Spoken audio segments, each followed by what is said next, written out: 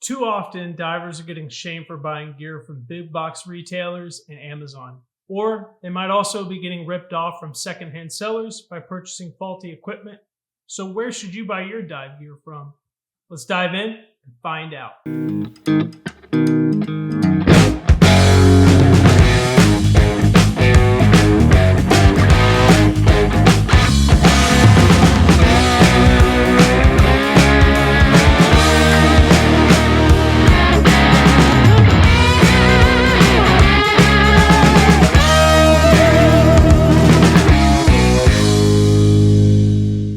Welcome back to Tampa Bay Diving. My name is Blake and I'm a professional recreational scuba instructor, and I make videos with the sole purpose of helping you improve your dives.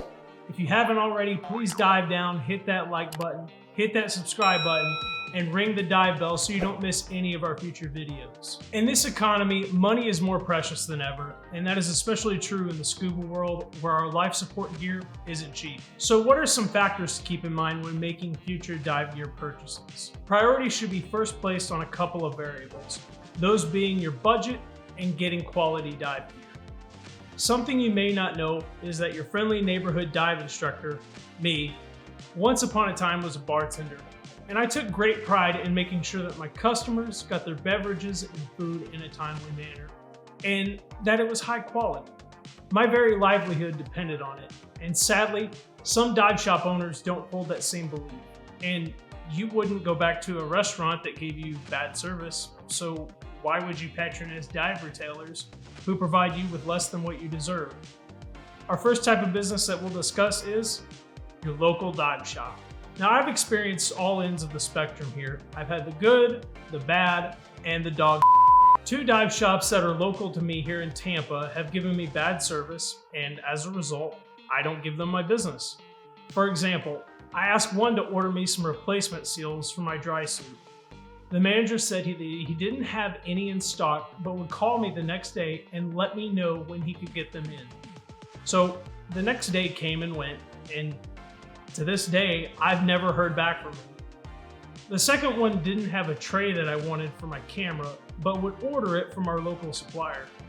Now, I gave this particular shop multiple chances, but finally I needed a new tray ASAP, so I reached out to Backscatter and had one shipped from California to my box in just a few days. In today's world, we, the consumer, have the most power, and we demand excellent customer service. And the businesses who don't seem to value us will miss out. Another thing to think about here is price. What are the prices that your local dive shop is charging for the gear that you will be shopping for? For me, if it's only a matter of a few dollars and it's readily available, I'll happily spend it at the local dive shop. It's win-win. They get my money and I get to walk out with my purchase right then. Well, what about the cleanliness of the shop and how organized is the business? If the shop is disgusting, meaning the toilets haven't been cleaned, there's trash everywhere, or gear is strung out all over the place, then are you really going to trust them? And it's 2024. Every business should be using a computer filing system for notes, reminders, communications, etc. I've seen dive operators whose filing system is either a notebook, sticky notes, or reminders jotted down on a napkin that they wipe their faces with after lunch. Ugh. Just the thought of that place makes me want to take a shower. Are they friendly, or is the staff arrogant, rude, and dismissive? So, one shop that I used to be a regular customer at didn't carry anything from Dive Right. Now, if you know me, you'll know that I love Dive Right gear. Well, one day we were on a dive site and the shop owner saw some of my new Dive Right gear, and he proceeded to berate me for shopping with another business. Now, I can't say what exactly I said to him here on YouTube, but it wasn't pretty. And needless to say that I never dove or shopped with them again. And lastly, a factor here is gear availability. Does your local dive shop keep up with their stock?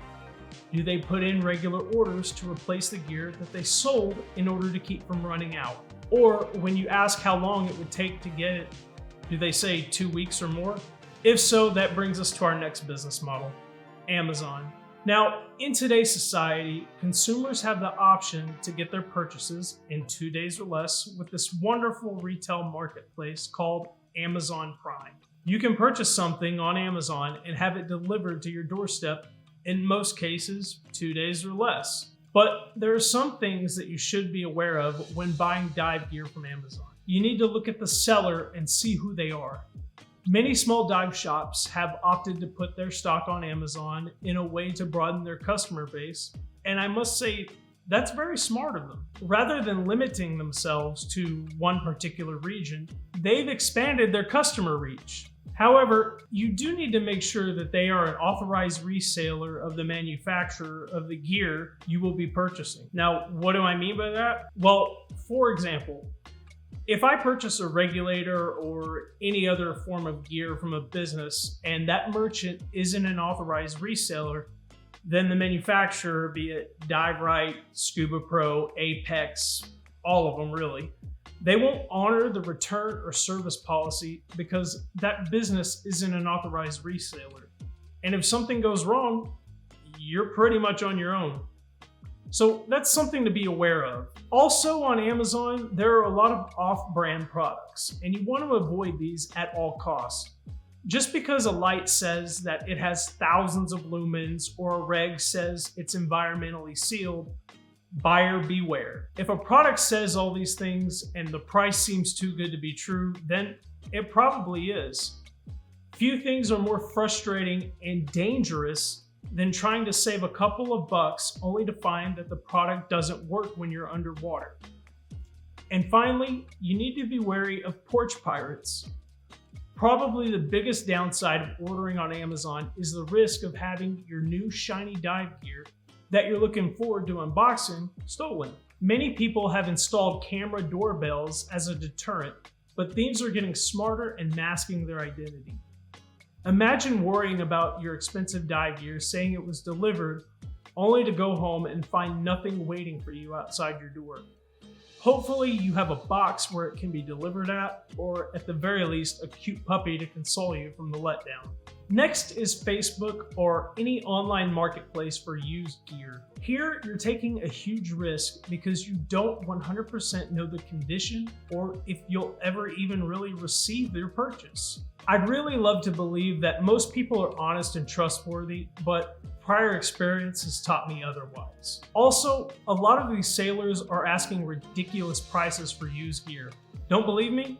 Get on there and look at the prices used cylinders are going for. Someone's probably trying to sell a 10-year-old AL 80 for the price of new twin LP 85s.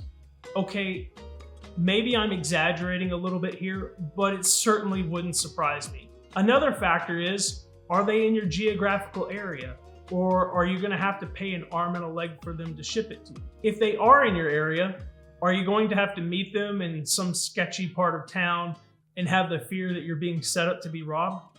It's happened. Occasionally, I've seen friends or colleagues that I trust selling things online, and that's really the only way I'll consider it. For example, an instructor I know down in Key Largo sometimes sells their used gear after or before they upgrade. But here I'm given a peace of mind because I know the person. If you're using eBay or some service similar, then you can check out their seller rating, and this might help you make a more informed decision. And last but not least, we need to talk about big box retailers. Just in case you're not familiar with it, we have some larger retailers in the diving world, such as Leisure Pro, Divers Direct, and Divers Supply. These businesses typically offer a wider selection of gear at a more competitive price than smaller shops do. Some divers refuse to ever shop with them because of the perception that they are putting smaller mom and pop shops out of business. And that's not entirely false. They, like any other business, are in existence to make a profit and would rather you shop with them than a competitor, big or small. Now, they typically get and can offer lower prices from the manufacturers because they can afford to make larger orders and have more storage space to hold until it sells.